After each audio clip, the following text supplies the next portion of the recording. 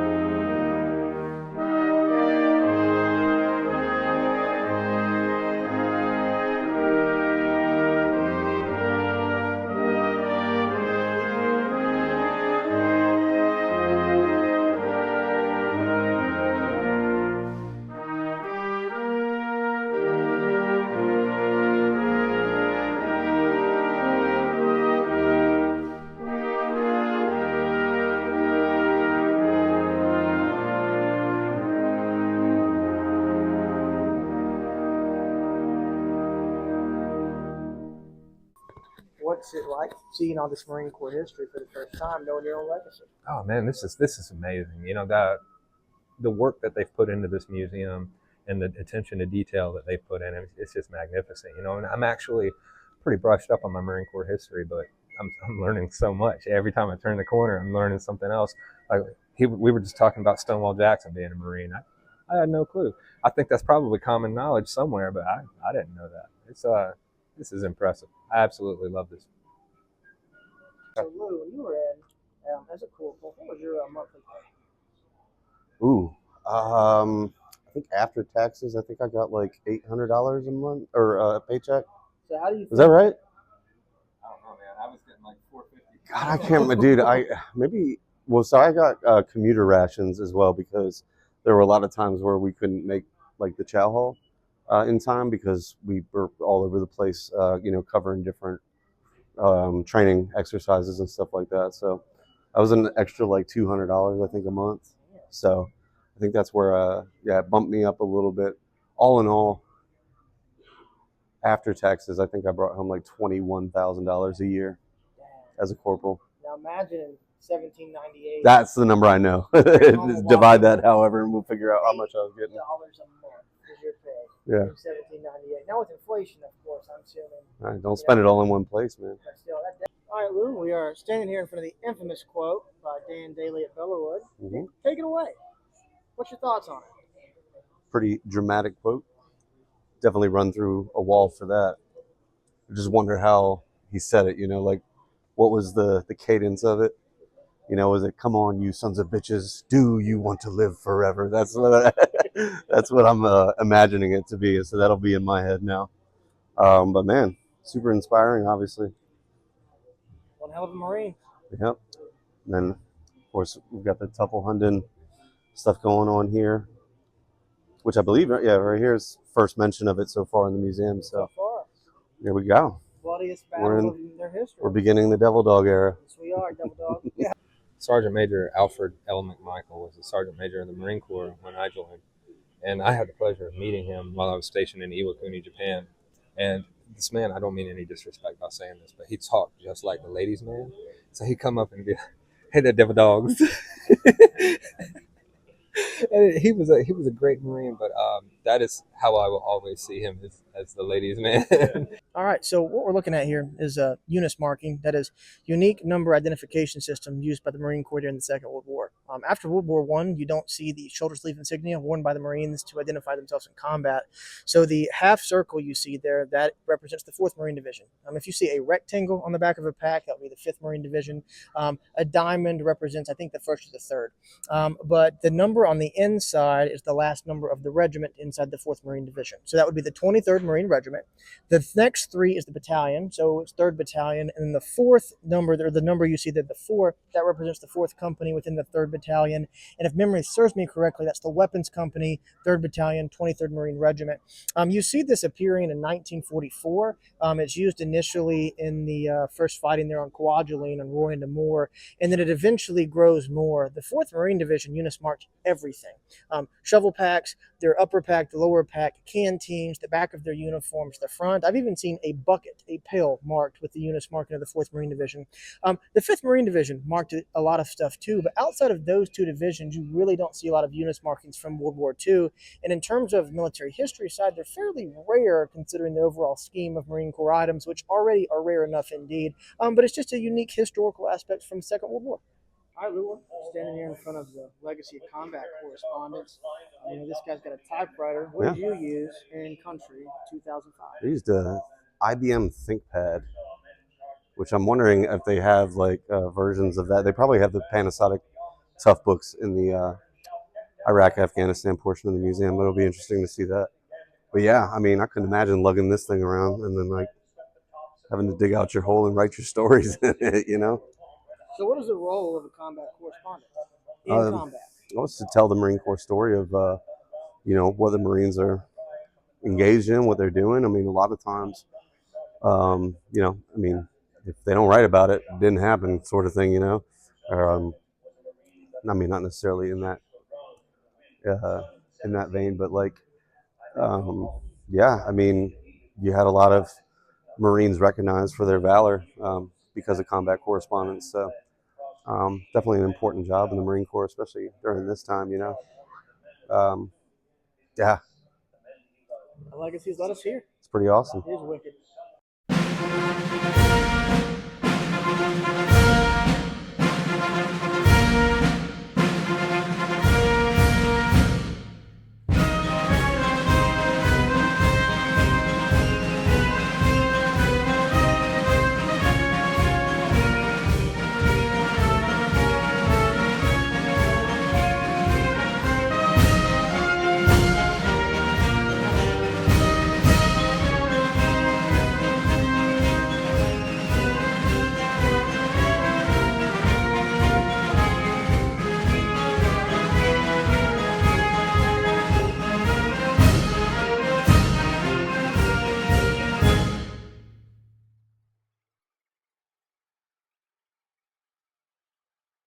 Oh wow! So just bring back some memories, Kevin. I mean, just the inside of this tent. Every time we had a COC, it was in one of these nice tents. The Drash made these, right? I think it's a Drash tent, and this company that put these together. Just walking in here and smelling this tent, seeing these lights, those cables. I set up 1,000 of these tents, man. I mean, it was always the lower ranks who got shafted with putting all this crap together. These tables, those chairs, this tent, everything about this. I mean, it's all perfect. They did real well. These containers here. I mean, these had all the servers, all of the laptops that you see. Everything electronic was inside of these cases, and we pack it up, unpack it, pack it up, unpack it. And they inside were dense foam with slots in it, and you can put all the computers in. I mean, this is something else to see. But I just walked into this little area, and it was just like, whoa, oh my God, I'm back. I'm gonna turn around and leave. This is a PD-175 video camera. I was a 4641 still combat photographer, but we also had videographers, and I believe they were 4671. And this was their kit. We worked interchangeably. They shot photo, and we shot video as well.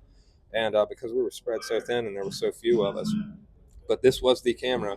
And this one, I mean, that's a pretty standard example right there. That paracord, that 550 cord you see, that's how we would dummy it to ourselves. So I mean that. If you remember my flak jacket video I did, I was I was kind of showing where I would tie my stuff off, and that's exactly how we would do it. Because you start running, you have to jump, you have to run through some windows, you take fire. Sometimes you would, I mean, that's easy to lose. It's a heavy sucker. So yeah, yeah, man, rough. It's rough to see that.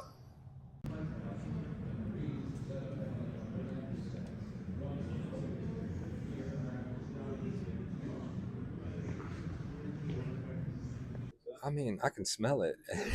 I I can. There's some there's acrylic here. Yeah, there's acrylic here. We can both get in on this because there's acrylic here, but I can smell the feet. I can smell the balls and the grunge. Dude, these the little shelving. Yeah, stuff. that's to a T. The CBs would have all this scrap wood left over after building the hooches, and we would put whatever we could together. Anytime we like offload a care package, just like get right there and load everything up. I remember we had like a stack of baby wipes like that went from at one point like just the shelving almost to the ceiling. It was crazy. Like we were giving away like.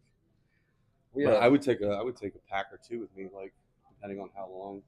I don't see a rat fuck box. I think the rat fuck box is the only thing missing. When you eat an MRE, you would have whatever left over, and there was always a box in the corner, and we just throw it all in there. It's called the rat fuck box because if you get an MRE and you pick through it and take all the good stuff and you put it all back, it's called rat fucking. So that's the only thing I see missing. Otherwise, yeah, I can smell this room right here. The difference for my hooch, we had actual bunk beds, old stank ass mattresses and stuff like that. So yeah, it was. Those nets, though, I wouldn't have slept in that in Iraq because there weren't really any bugs. But I think this is supposed to be Afghanistan, if I'm not mistaken. Right. But it looked exactly the same. I mean, exactly the same. And I can smell it. I can smell it, man. I'm just wondering because this is like it's spitting image of the same thing the combat engineers were building for us. Like for any combat engineer out there, is that like a class y'all take to like build it exactly the same for everybody? The HESCOs too, the HESCO barriers on the side. Those were always filled with sand or gravel or whatever they could put inside of them, and they were typically ashtrays, and you could see where people would get bored and pick holes in them, and there would always be leaking. But I used those, a HESCO, the grates, and I bent it over an ammo can and I would cook Spam on it. So I'd burn whatever paper or whatever I had in there and cook little pieces of Spam because it was just something different. We were always just trying to get whet our appetites however we could. I love this though. This is North Carolina. That's great. They got a whole carton of Marlboros right there. That's like $80 just sitting there. Yeah.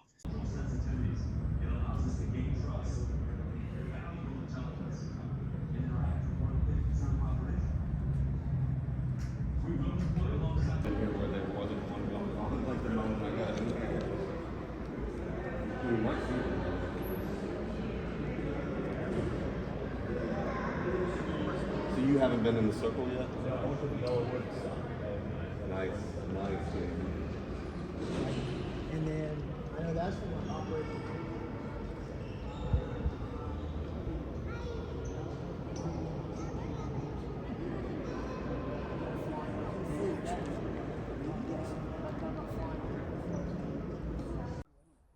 So Kevin, how does it feel to be at the Marine Corps History Museum, National Museum of the Marine Corps for the first time, and kind of what you experienced in the Iraq display? Man, this was a really unique experience. It truly was. I'm honored to be here. Looking at the display they put up for every single conflict was just intense. But having been in Iraq and having lived it for years, it was something. Walking in, seeing the equipment, seeing the uniforms, that smell simulator they had in there at the little town center spot. It was just too real. Seeing a lot of it brought up a lot of memories, a lot of good, a lot of bad, and I think that was the point. That's what they wanted us to experience while we were here, and they hit the nail on the head. So, my respect to them, my respect to all the Marines lost, all the Marines portrayed here. It's just I'm trying not to get all teary eyed, but it's hard. It's really hard not to. Having been retired for however many years now, it's easy to forget that I'm a part of this big family with such a long line of tradition and courage, honor, loss, pain, but love and just beauty at the same time. And yeah, I wouldn't trade it for anything. This was an amazing experience. I would always be grateful for it. Welcome home, brother. How does it feel to reconnect to your history and heritage with Kevin? A historian, perhaps like myself. What kind Yeah. of feelings does this? I mean, it's awesome. Like anytime I come to the Marine Corps Museum, this is my third time here, you just automatically feel connected back to the Marine Corps community.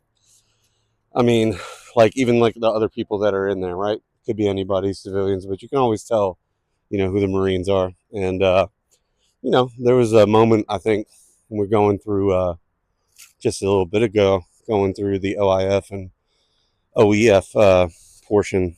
There was a guy. It looked like he was pushing his grandmother in a wheelchair. He and I gave each other a little look and a nod. And I think he was a part of it because I heard him telling his grandmother or his mother stories, and pointing things out. So, like I said, I mean, every time I come here, it's just another connection to the Marine Corps that I, feel my little, 4 years as insignificant as I feel like it was. I know that it wasn't, and I know that I'm a part of it. So even if a small part. So just being back here is awesome. Being with Kevin is an added bonus to it. So, from your legacy as a correspondent, what's it like seeing some of those displays? Your own personal legacy from World War I to the present time period with your own personal experiences. I mean, it's just amazing. I mean, just the Marine Corps is awesome at documenting things, right? Like not just with correspondence, but which is making sure like after action reports and all that good stuff are written up and in grave detail too, to make sure that we preserve our history and make sure that the accurate story of the Marine Corps is told. And yeah, it doesn't get any better than here. And we're sitting here walking down this Memorial Mile, and then I encourage everybody to come out here and check this, especially Marines. It gives you some time to reflect and just walk this path of all our battles through history. And there are little placards, with the battle and the year, and yeah, it's just an amazing time. Welcome home, brother. Thank you.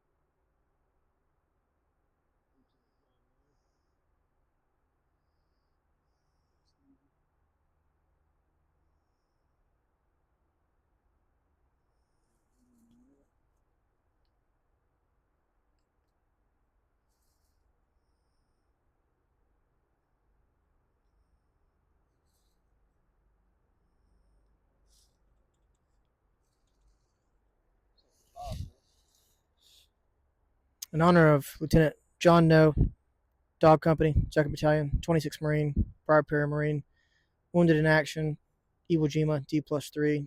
In honor of all of those of Dog 226 who fought on Iwo Jima, were killed on Iwo Jima, and then continued that legacy in Vietnam. Semper Fi. Welcome home.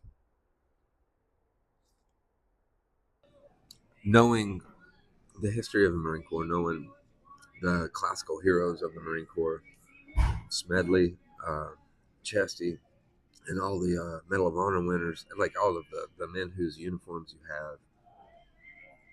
Are we properly carrying on that legacy? Truly, what do you think they would feel? How do you feel they would feel about Marines like Lou and me carrying on that legacy? How we are the ones who are willing to talk about it, and it's, I won't say it's current form, but within the last 20 years. So we'll start with Smedley.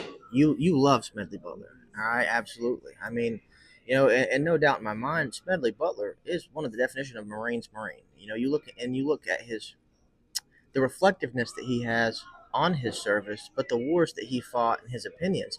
In terms of that, I think that matches up perfectly with your stance of like you did your job in Iraq without a doubt. Smedley Butler did his job in all of his campaigns. However, you both come to the conclusion that your wars weren't necessarily fought for keeping us free as citizens. It wasn't for the freedom of the nation.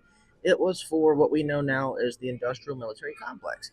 And I think Smedley Butler would 100% as standing with what you did in your service, but also your reflections on that and trying to put out a message there that, there's nothing wrong in serving, defending your country, fighting for what is right for you and this people. But at the same time, there is a problem when we fight wars just to continue to expand the money that's going to be flowing into Congress and into bank accounts there. But, you think of Chesty, you think of the uniforms in my collection. If those veterans that are past were here, you are the torch. Like, yes, you know, when we think about the combat experiences, when we think about your times together, that's the history of the Marine Corps. The broomstick tragedy. You go back to 1918, you go back to 1944 to 1966 to 1969 to 1990s.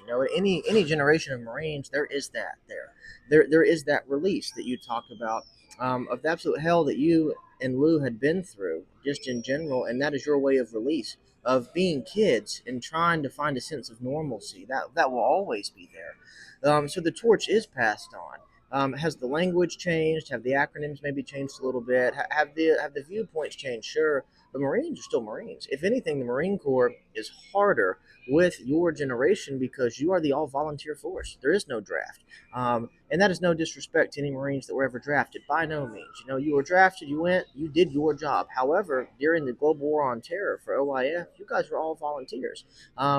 And for both of you, as the MOSs that are defined as a pogue, you nutted the fuck up. You did a job as someone who was not classified as a grunt, but you kicked it with the grunts. You carried more equipment in many ways that you've talked about with what you carried into battle, not just your rifles, but the camera gear there, and being able to have that reflection, the personality that you and Lou have as combat camera correspondents, and your willingness, you're setting a precedent that hopefully all Marines that will experience not just combat but those deployments where you do question a lot of things, and like you said yesterday in the museum, when we were going through the street of Fallujah, you had a lot of memories brought back, good and bad, that those Marines will reflect 5-10 years after their service and start talking. One of the things I've noticed in what I do helping veterans is that for those of you guys that don't talk, you bottle that stuff up. You don't talk to your friends realistically. You cut off that aspect of perhaps memories that are hard. It makes it really difficult for you guys to move on later in life. And I've seen that with a lot of Vietnam veterans where they do struggle to acclimate. We're looking 50 or 60 years later because of the struggles they're still having with, PTSD and other elements of their service.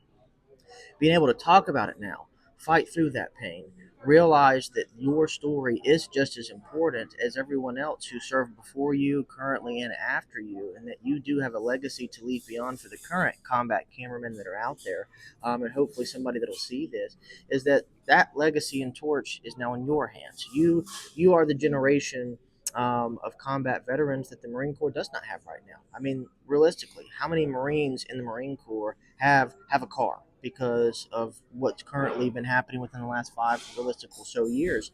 And when it comes to understanding the legacy of combat camera in particular, you are that torch. There's the documentation of the photographs that are out there, plus what's in National Archives. And realistically, you carry up to what your predecessors did in Desert Storm, Vietnam, World War II.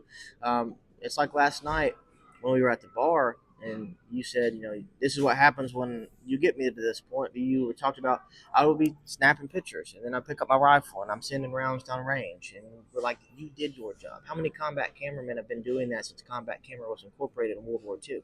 Never sell yourself short.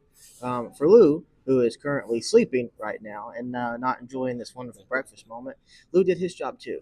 Realistically, as a combat correspondent, when you see that in 1918.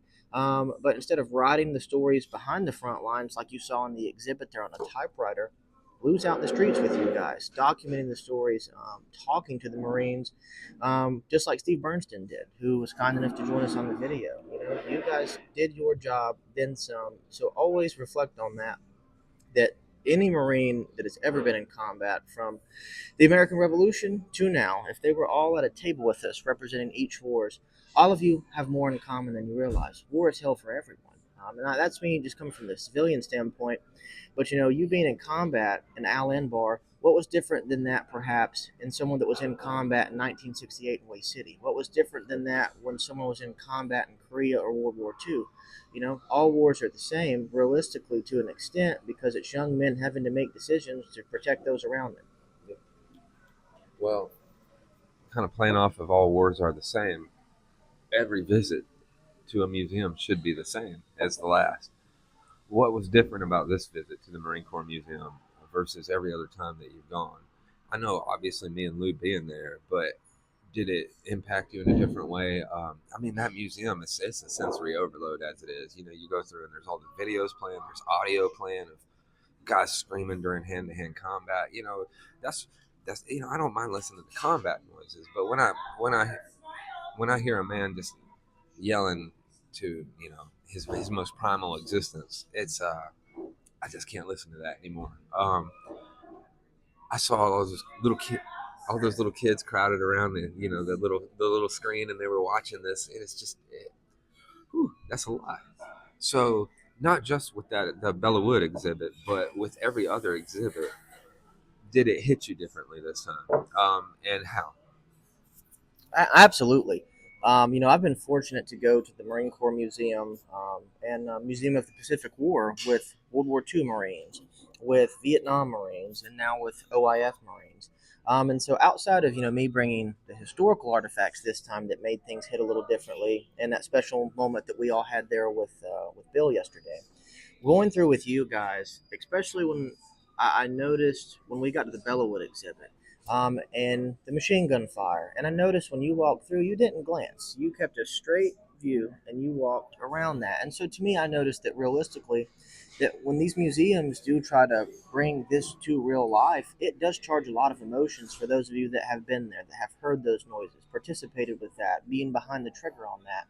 But what really shocked me and made things different than I've never seen even with the Vietnam veterans is that as soon as we reached the commo tent and we took that right, you looked like you had seen a ghost. And I don't just say that for like the niche bullshit of like, oh, he looked like he saw a ghost. I mean that. You took a step back and your eyes just poof exploded.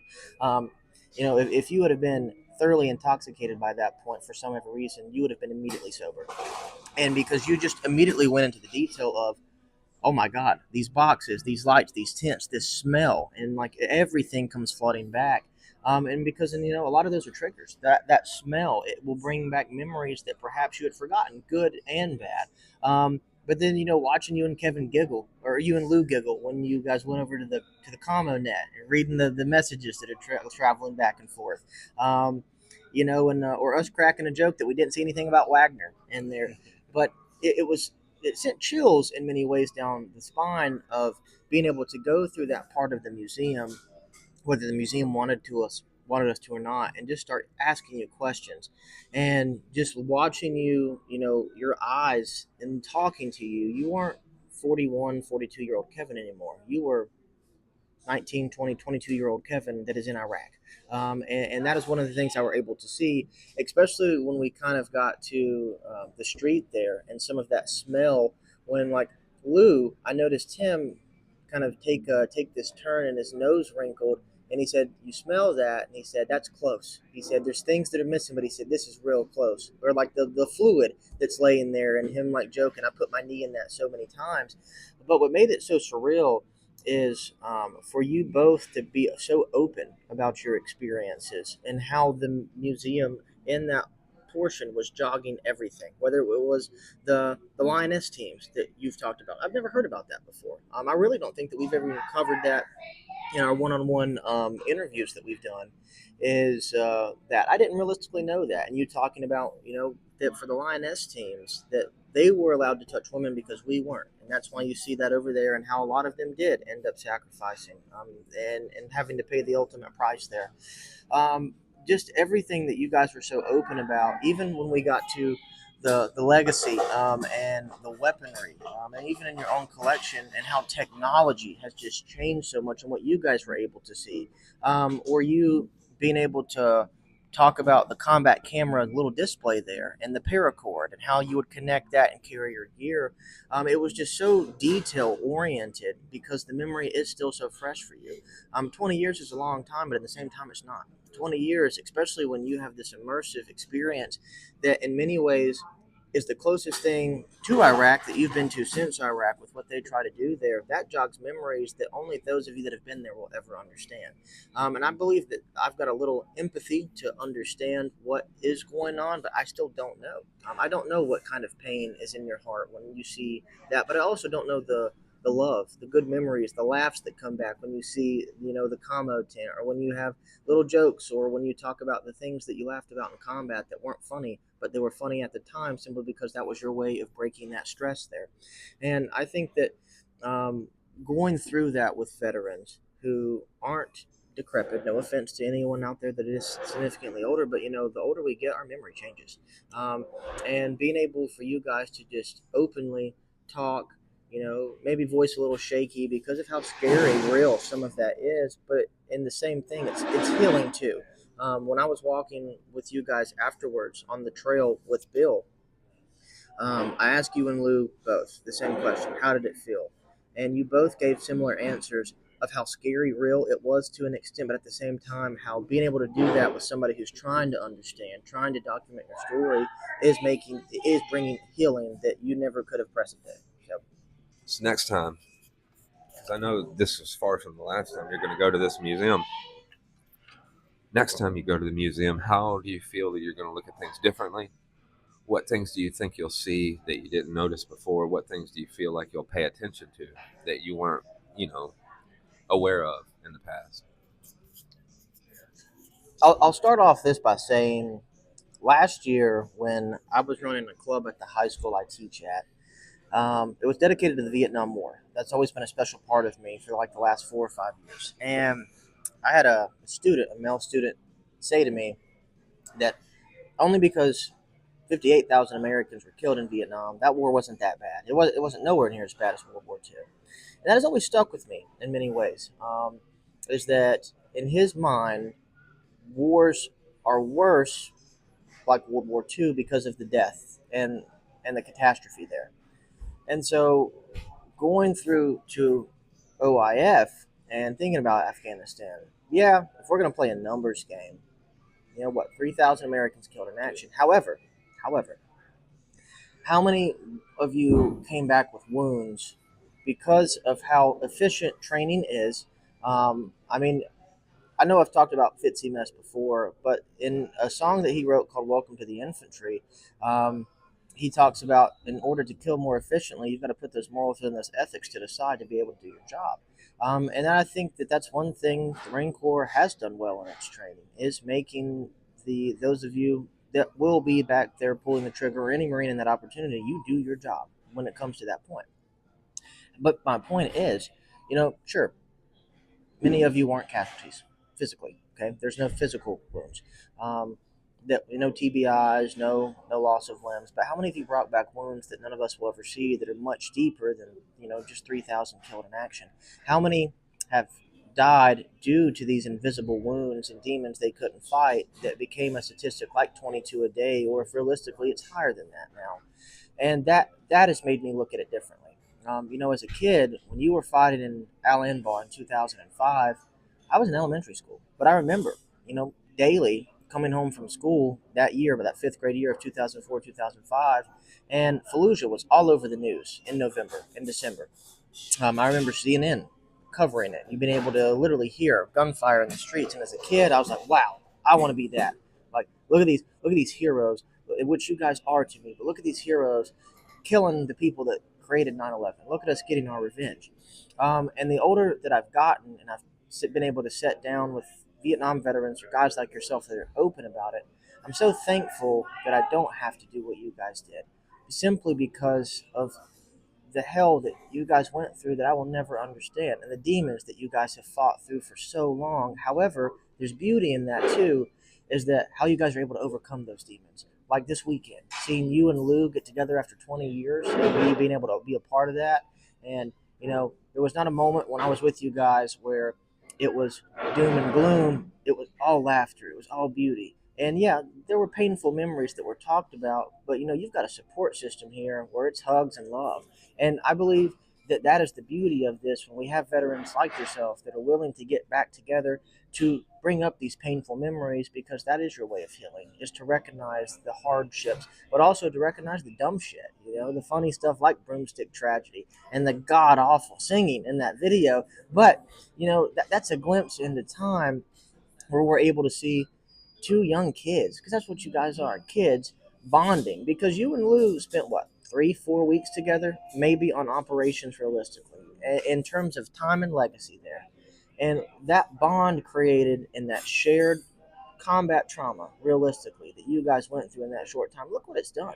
It has led us here to a fun-filled weekend of history, of learning, of acceptance, and of me being able to be a part of your world, because you guys have welcomed me in. And when I go through the museum now, I don't take the 3,000 for granted that were killed in action. I don't take those of you like yourself that suffered wounds from a TBI, or someone like Lou. Yeah, he wasn't wounded, but what has he had to carry around for the last 20 years realistically, and how I'm able to help give some kind of assistance. I know Lou said yesterday that there was a moment of clarity he had in the OIF exhibit when there was a man pushing around what he believed his grandmother, and they both just made eye contact, and it was and a simple nod, and that's all that needed to be said, that those two had been there, and that shared commonality. Because, like you've said, when someone's been there, whether it's a conversation or a glare, and it's a simple nod of respect that you've done that. And I think even something like that goes a long way of the recognition. Because regardless of what you guys were in Iraq or Afghanistan for, politics aside, we need to love the veteran, like take care of the veteran, honor the veteran, but also we need to learn from the veteran. How can we help you guys heal more properly 20, 30 years later? But more importantly, how can we help veterans that will fight future wars, hopefully for great causes for this country, realistically? But, at the same time, regardless of what good cause the war is fought for, there will be trauma that we have to heal from. How can we take better care of our veterans instead of snubbing them, instead of just giving them to the wolves, instead of just talking about the statistics of 22 a day? How can we make that 0 a day? What can we do to try to bring our veterans together, to make them all feel welcomed, loved, to make them all understand? A civilian like me, I will never understand what you guys went through, but I'm willing to help you guys in any way that I can. That I'm not alone. You met a friend of mine there yesterday that shares the same passion. He's your guy's age, wasn't able to serve and go into. However, he cares, takes care of the history and the legacy, because, someday, Kevin, your legacy will be your uniforms, your photographs, because sadly, unfortunately, you can't live forever. And that's one of the things that I've had to recognize with the veteran friends I've made, is that at some point, I will be the legacy carrier for the stories that I've been told that no one else has heard before. And so that importance is there, that we have to recognize and get the good, the bad, and the ugly, so people do know what it was like. And now I'm not saying that veterans always have to open up about the awful, gruesome stuff that they did have to do in those situations to protect themselves or those around them. But, I do think that the American public and the American citizen, especially in today's time, does need to understand that you guys just weren't deployed in a combat base in Iraq or Afghanistan kicking sand around. There were decisions that had to be made over there, things that you all had to witness that you've brought back home, that we need to now respect and honor that aspect of it. Politics aside, celebrate you guys, whether it's building a memorial to recognize the sacrifice for all, or whether it's building a memorial to recognize the veterans that have lost those battles since coming home from the wars. That's the reality of it. So, as far as therapy goes, having been through fucking countless hours, man, of group therapies, inpatient therapies, outpatient therapies, while I was at Wounded Warriors, after I was out of the Marine Corps, for various things, whether it was for combat related PTSD, whether it was for relationship issues, whether it was for losing my friends to suicide. Um, this this is the best kind of therapy. I honestly, just seeing Lou again was great. Seeing you was great. Going through the museum was great. All of it together, I don't think you can buy better therapy than that. I mean, just the way everything played out this weekend. I mean, hell, I'm sitting here two sheets to the wind from last night still, but I'm willing to talk about this, and I'm still willing to push through it because of how much all of this fucking means to me. I've thanked you over and over. I've thanked Lou over and over, and I mean it. I mean it every time I say thank you, because again, countless hours of therapy, man. But this did more for me. It just finding that sense of purpose, or refinding that sense of purpose, relocating it, and really honing in on it. It makes me feel like I mean, I didn't even realize how fucking lonely I was. I didn't realize how alone I was.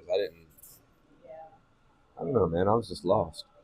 It's I'm sure a lot of the guys from the past, the other guys you've interviewed have said something similar about being lost until they found their brothers again and got together. But I don't know, man. It's every bit of this was just so It was so powerful.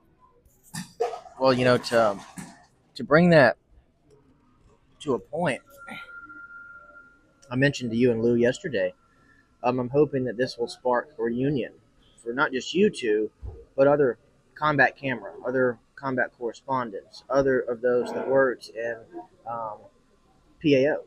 But at the same time, because you're right, when I started attending Vietnam veterans reunions, I started asking the veterans that were comfortable to talk to me, what brings you here every year, or what brings you to this every other year? And it's the camaraderie, it's the reconnecting, because it is the loneliness. You know, for me, and I've always said this, for as much as I've interviewed veterans, done the research, and tried to wrap my head around war, combat, and the different engagements from Bellawood to Al Anbar and what happens there. As much as I tried to help, and I know that I do good, and I'm not saying that about myself, I never will have that shared connection under fire that you guys have. And that is a layer that only men and women who have been there will understand, realistically. And that commonality. There have been veterans who didn't want to talk to me, not because they didn't want to talk. It's just because they're like, well, he hasn't been there, and I respect that. It's a nod. I get that absolutely. But bringing people together, like this weekend, it is the healing that many of your generation needs, because how many posts on Reddit do we see out there of guys feeling lonely or guys feeling that disconnect, or the only times that they have felt themselves again is when they were back with the people that they went through the absolute worst experiences with, who also helped make some of the most best memories of their entire lives. And the Marine Corps and your time deployed was not the peak of your existence by no means. However, it has played a key role in shaping you into who you are today. And being able to reconnect with those people that you loved, that you hated, not the point being, but you bring that together, that brings healing to a whole new level that none of us will ever understand. The group therapies will realistically never understand, that the one-on-one therapist can't. And I see that every time I get together. And this is the first OIF reunion, I guess I would like to say, that I've been a part of. But man, it was magical. Being able to watch you guys like two little giggling kids as you were walking through the first parts of the museum, and you're geeking out of look at this guy's face. Like, look at him. Look at these haircuts. That's a schmuckatelli there. To being able to see how you guys are brought together through the shared experience, but also now, because you and Luke changed since you last saw each other. But at the same time, you two are broomstick tragedy again, realistically, this past weekend. And I think that that's maybe what some, and maybe I'm going too far by saying this, but maybe some people aren't ready for that, aren't ready to realize, that yeah, they have changed in the last 10 or 20 years since they were last that they were last overseas in those experiences. But maybe in many ways, reuniting does bring back things that they're not ready for yet. But that's what I've noticed is that the World War II veterans, they didn't start speaking out until the movies and books got published in the 80s or the 90s or the 2000s. And then reunions started to grow from there. And I've been fortunate to be on the tail end of the World War II's generation's reunions. But where I see that picked up, it's a lot of the Vietnam generations that are pushing that started earlier, that they're still going strong. And, I'm starting to see that with the OIF and the OEF generation of battalions that went through, Sangin, for example. They're starting to do reunions. Fallujah veterans getting together to recognize that on the memorial of the Battle of Fallujah. And I think that that's a ripple effect that, due to social media, we're able to see the positive side of what social media was meant for. Not influencers, not the nonsense that we see, but how healing can be brought to people and inspire others to do this. And that's what I'm hoping what I'm able to be a part of here, with Goats and Cookies, with my own content there. I'm hoping it does inspire more veterans of your generation to realize that this is what needs to be done to bring that healing. Because with your generation and the realities of combat, it was all brought more to the forefront with media. Realistically, you guys can't escape perhaps combat footage, combat photographs, because of how much media was able to be brought in 20 years ago. The World War One veterans, you think about that, cameras, realistically, yeah, they're fantastic, but how much technology has changed. We need to also kind of keep that in mind for our media presence, is that as society goes further into the world and technology continues to change with cameras, media of that nature, more veterans will be able to see the combat footage raw. I mean, there's a Reddit page called Combat Footage, and most of it is Ukraine right now, published there. So it makes me wonder, for veterans, Russian, Ukrainian alike, who survived this conflict when it's over, how do they handle being able to know that they can possibly see themselves or see the war take place day to day in graphic 4K reality? What does that mean for our future, of realizing how much documentation is out there? Is there too much documentation, or should we always document the realities of it to try to prepare people for what they're going to have to do in those situations? You answered that perfectly. You finished it with a question, though. I would say, as a combat cameraman who created combat footage, there is a lot of it out there and it has a place, but I feel like it has desensitized people to a point where they see someone get blown up with a drone, or I've seen the videos of a drone flying over and dropping grenades in fighting pits and stuff like that.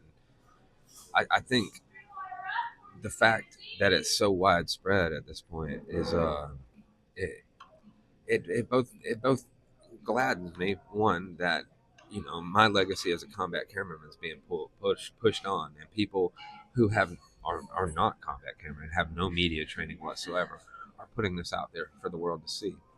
What scares me, though, is the context and the perception of the people watching these videos. You pointed out real combat footage or whatever it is on Reddit. I wonder often how many people watch those stuff for the wrong reasons. You know what I mean? I wonder if they think that that's just a part of reality and that's something they should just accept and move on with. I wonder if a lot of them glorify it, and it kind of scares me because it's not something that should be glorified. The photos that I took, the videos that I took were all horror. It was terror. I mean, we were regardless of how brave we were. You can't be brave unless you're fucking scared. We were all scared. We were all risking it, and we were all willingly doing it. I feel like a lot of people I'm scared, I should say. I'm scared a lot of people who watch this kind of stuff are watching it like it's a video game, you know, to where there's that disconnect and they don't feel like it's real, um, or don't appreciate the realness of the situation. So it's scary, man. Do you recognize that that disconnect? Do you see that people watch combat footage? Do you see that people are perceiving it in a way that is, while somewhat innocent, because it's just like watching a movie to them, it's detrimental. And how do you feel about that going forward in the future with the next generations having to fight these wars? Is it going to affect them in a good way or a bad way? Because for me, like when I came up in the Marines, I did not see all that stuff. I did not see all that stuff before I enlisted. And I feel like even kids today are seeing all that crap all over the internet. How do you think it's going to affect them in the future as warfighters? You bring up a great question, and I realistically think, in terms of a media sense, and the statement that I'm about to make very well could be picked apart. However, I had a student ask me once, most recently, that if we got involved in World War III, would the United States win? And I said, if we were just going to go on military tactics and strategy, I said the United States military, I said, we're looking at Marines, we're looking at Army, Air Force, and Navy personnel that will be up front, regardless of MOS. They are at the most efficiently trained point in human history. We've been doing that since post-Vietnam, of that preparedness and that readiness. However, I said with media presence, I said I do not believe that the United States could win a war. Sorry, got a pepper stuck in my throat because of media. Um, Tarawa was a great example that we talked about yesterday. Tarawa during the Second World War was the first time that American dead were shown to the public, of just bodies of Marines floating in the surf, bodies dotting the beaches, and 4 days of very vicious, up close and personal fighting against a determined enemy. And many of us see, or many of us, but many people, I should say, see World War II as one of the last good fights that was fought for a cause that was not for the expansion of land, aspects of imperialism or a military-industrial complex, but to stop threats and to protect freedoms around the world. In December of 1943 and January of 1944, when the carnage of Tarawa, the stories, and then the photographs and videos was shown, the American people were appalled by that. And you see the corpses, but you don't see the gore, you don't see the disfigurement. Now in 2025, you can see that. And so I worry that with Reddit, TikTok, Instagram, with news media, how would the American public handle mass casualties like World War II, where you are able to see the up close impact of death and destruction, where it's going to be captured from GoPros, from drone footage that's recorded, and maybe like even for your protocols that you guys had in Iraq and Afghanistan, where everything gets shut down and you don't upload it. It's not you guys that are perhaps the problem. It's the enemy recording it, uploading it to proudly show this. And so, going to that point, while yes, I believe that we are at a more desensitized point in society that we have ever been. There are so many students that in the hallways that not just combat footage, but they just don't care about people anymore. Like they are driven for themselves. They've lost that touch with reality of caring for each other as fellow human beings and as fellow Americans, instead of just caring for ourselves as individuals. But you bring that reality home of American men and women, our sons, daughters, our teenagers, realistically. It could be your child that you see get shared across Facebook, they get shared across Reddit. I think that even with desensitization, I think that will always play a key factor in determining America's wars and conflict. Think about how Iraq and Afghanistan were seeing, as a veteran yourself, of when that combat footage was shown realistically.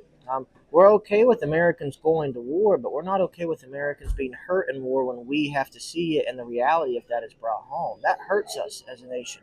We've seen that in World War II. We've seen that in Korea, Vietnam. We've seen it in every war since. And the outcry of the pain that sometimes that brings there.